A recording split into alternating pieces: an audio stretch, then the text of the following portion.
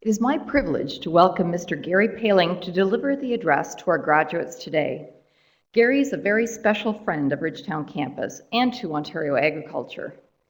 Gary was born and raised in Dresden, Ontario on a crop and livestock farm. He still resides in Dresden with his wife Judy, and they are the proud parents of 3 beautiful grown-up daughters and have 2 son-in-laws as newer members of the family. Gary attended Ridgetown campus from 1973 through 1974 and liked living in Steckley Hall, the Res, so well that he stayed in residence for both years. In addition to completing his agriculture diploma, Gary later completed a Bachelor of Commerce degree through 9 years of nighttime studies at the University of Windsor, all the while farming, working full-time, and raising a young family. So congratulations for your perseverance. Gary's entire professional life has been agriculture. After Ridgetown, he began working for the Ontario Ministry of Agriculture and Food as a young weed science research assistant here on campus. Gary later moved to Agricor, a crop insurance organization, and then 12 years ago he moved to Farm Credit Canada, better known as FCC, to some in the room. Today, Gary is the district manager for Farm Credit Canada for the counties of Chatham-Kent, Lambton, and Essex. Gary's farm credit team is currently managing over $1 billion in loans to help farmers and farm families reach their production goals.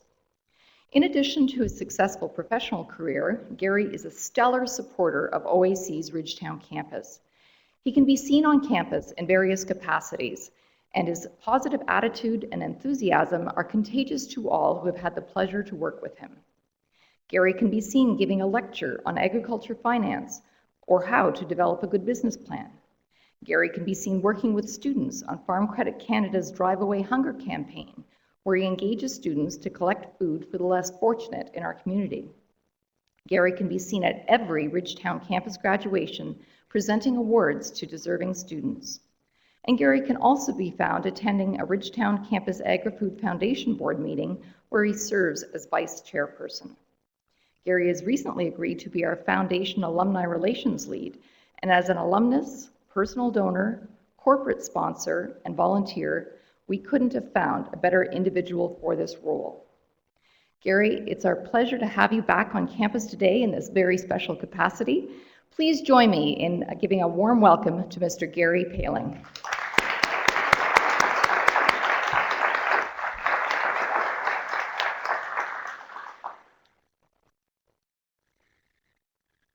It's a real privilege today to be one of the first to congratulate this year's graduation class of the Ridgetown campus of the University of Guelph.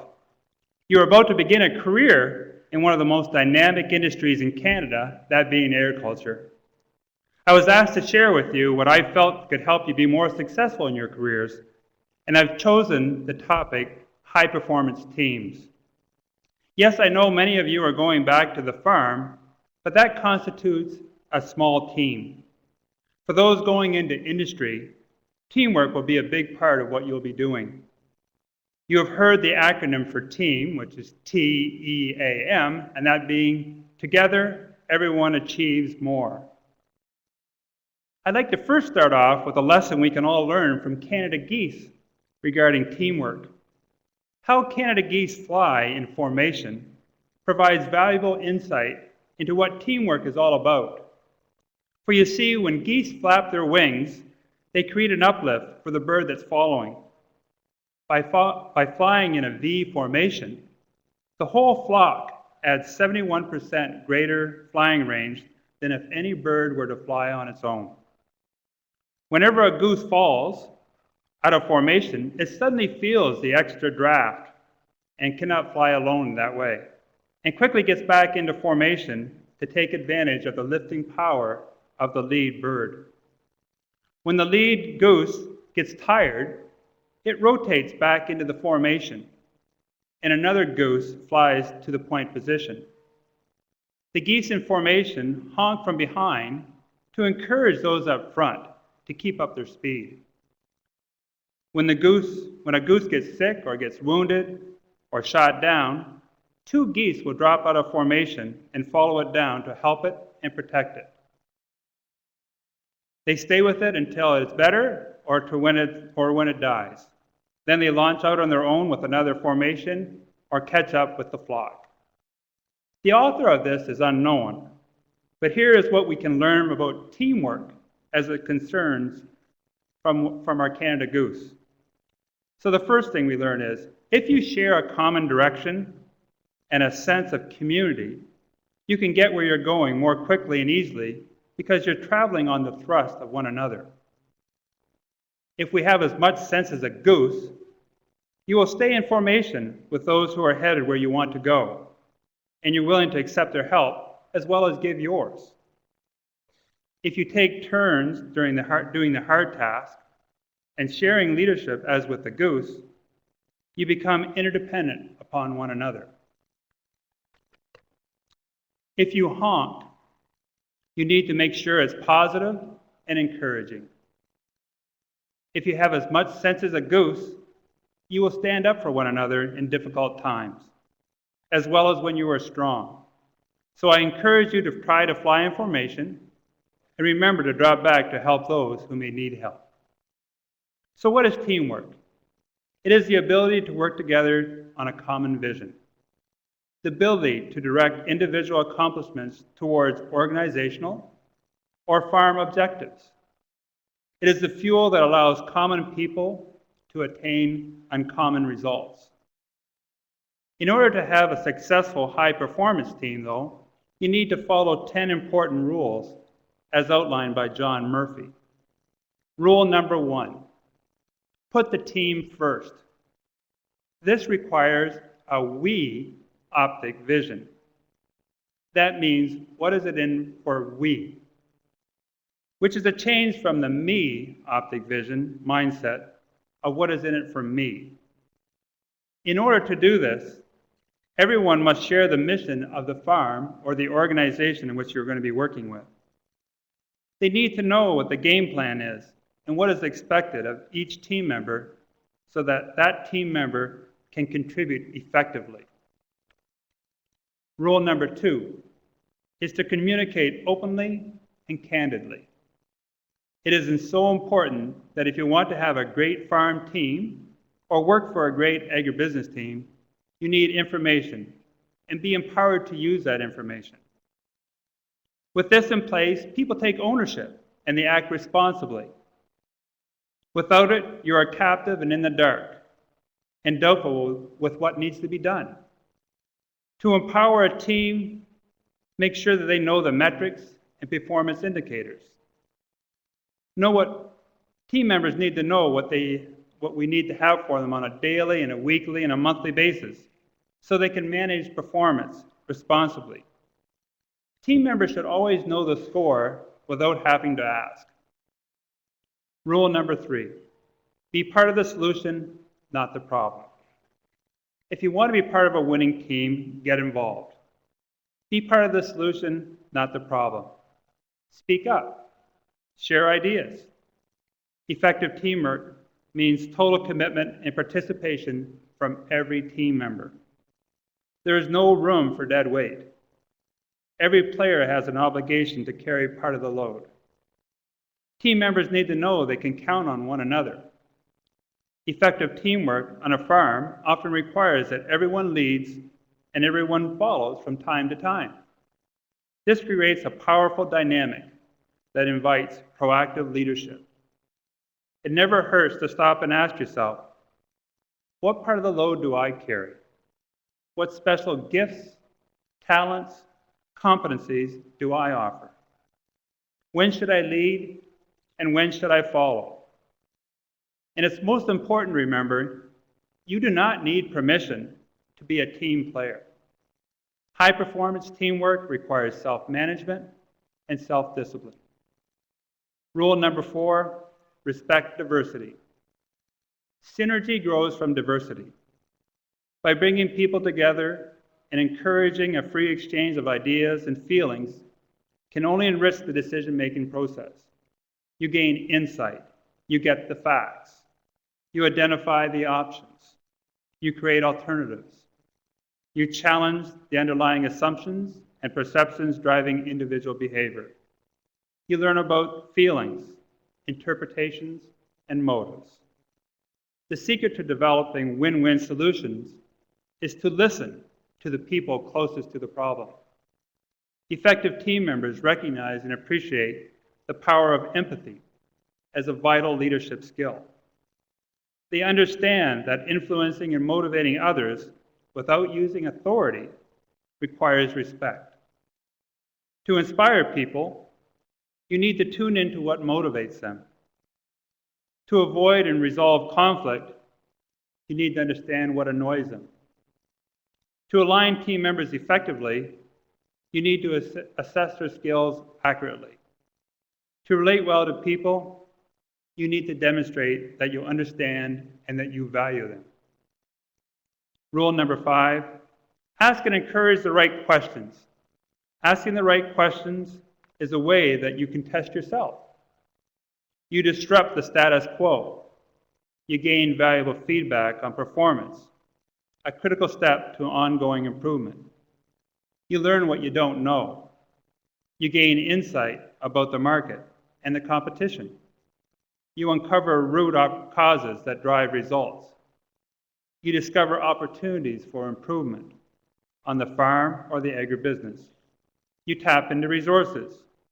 You unleash the spirit of innovation and build healthier and more productive relationships.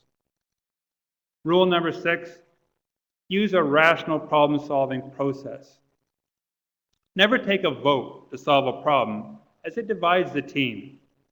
Synergy is lost. Efficiency outmaneuvers effectiveness. Feelings are hurt. The first step in dealing with a problem is to first gather the data, review the facts, and clearly define what the problem is. This critical step will help you align the team up front by getting people grounded in reality. When judging your alternatives, effective teams use logic and human impact analysis to make a decision, carefully weighing the pros and cons of each option. Rule number 7, build trust and integrity with example. Trust is a learned behavior, as is mistrust. It is a direct reflection of the team's leadership. The question is to ask this: are you modeling trust and integrity? Do you demonstrate courage, fearlessness, trust, and inspiration? Is it who you are and not just what you do? Are you helping team members when you need to be? Are you openly sharing information that could be helpful to them? Are you open and candid with your team? Do you show up on time? Do you finish on time? Do you walk your talk? Do you hold yourself personally accountable to exceed expectations? Are you visible and approachable? Do you push back when there are different points of view? Do you treat people with dignity and respect, demonstrating that you value the me in an individual enough to transcend to a we? Rule number 8, commitment to excellence. One of the most vital bonds holding high-performance teams together is a common commitment to excellence, a united quest for an ongoing environment of improvement.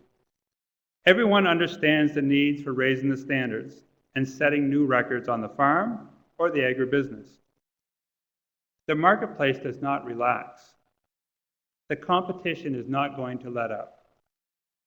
Customer expectations will not diminish.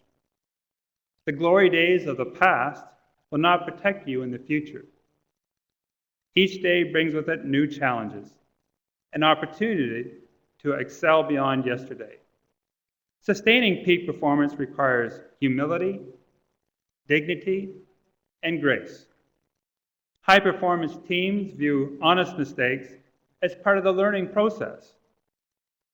Recognize that not making any mistakes often implies that the team is not taking enough risk, not stretching far enough, not learning fast enough. Playing it safe does not elevate us to peak performance as a team. Rule number 9, promoting interdependent thinking. High-performance teamwork is an interdependent process where team members rise to a level of sharing, accepting, giving, and going beyond oneself. This means showing up on time, paying attention, asking for and providing help, offering encouragement and support, valuing diversity, and viewing one another as an important part of your team. And finally, rule number 10, pull the weeds. Effective team members recognize that cultivating teamwork takes time and commitment. A weed is someone who refuses to accept the rules, choosing instead to behave independent of the team. Weeds make their own rules, undermining the team consensus. A weed expects double standards. A weed shifts responsibility to others and rejects accountability.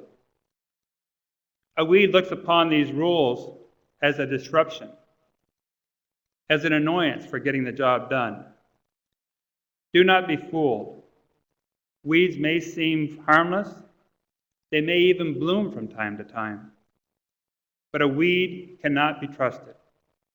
Beneath the surface, it is doing everything it can to take over the garden. So pull the weeds and give everyone else some room to grow. In closing, Pat Riley, the coach of many world champion NBA teams in LA and Miami, notes, great teamwork is the only way to create breakthroughs that define our careers. May God bless you and your future teams with prosperity and good health, and together you will all achieve more. Thank you.